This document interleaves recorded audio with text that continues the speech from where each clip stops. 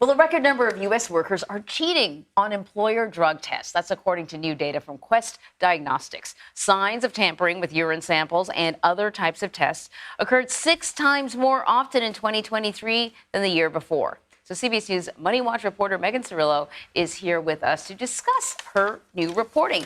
That's really interesting. I guess it's interesting, but not entirely surprising considering the way attitudes are changing. But how are people actually cheating on these tests? Right, the uptick in people cheating and drug test cheats does actually reflect changing norms and acceptance around marijuana use, for example. There are 2 ways.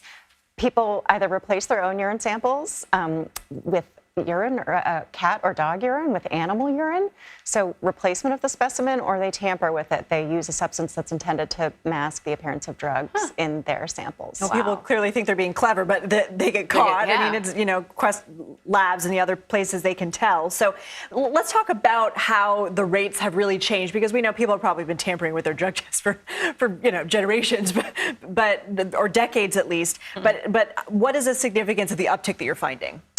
Positivity rates are actually about the same, so 4.6% of workers, their drug test came back positive. But there's been this 6-fold increase in people and evidence of people cheating on their tests, and experts think that reflects changing norms around drug use in society. For example, marijuana is now legal in 24 states, and the changing legislation is trickling down to the workplace, and it's showing up in these test results that Quest came out with, and it reflects a need for companies to perhaps modernize their testing policies, or at the very least have a conversation about how they can update the policies and when it makes sense and when it doesn't make sense to test workers. When I saw your reporting, I got to tell you, I thought, well, look, who's still doing tests for marijuana, right? And I thought, if you're a pilot or a truck driver, I can sort of see it. But can you talk about sort of the industries that you delved into? Who's cheating more?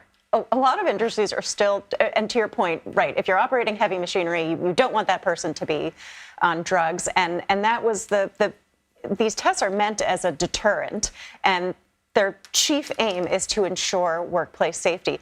Interestingly, the positivity rates were high in office-type jobs, managerial, administrative, in real estate and finance and insurance. Not sure what that's about, but experts do say that it reflects, again, the growing acceptance. It's more white-collar. Yeah. It's interesting. All right, real quick before we let you go, you mentioned clearly something's got to give. The experts that you talked to, I mean, what are they suggesting? Like employers sitting down with policymakers? I mean, how will this work? That's one tack. Another thing is, when people cheat, it really takes away an important tool from employers.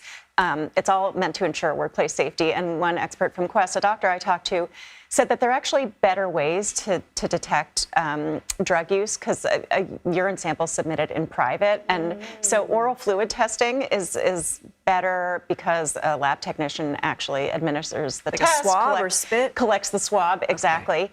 And while drugs can take a little while to show up in urine samples, they show up in saliva and oral fluid tests right away. So that's on the table, and that test is approved. And then, yes, it's about lawmakers, policymakers, companies, and even workers coming to the table and us having an open conversation as a society about what role drugs have in the workplace, not exactly, but how to modernize these drug testing policies and procedures to continue to maintain safe workplaces across industries. All right, TBD, we look forward to more of your reporting on this. Thank you, Megan Cerullo. Thanks very much.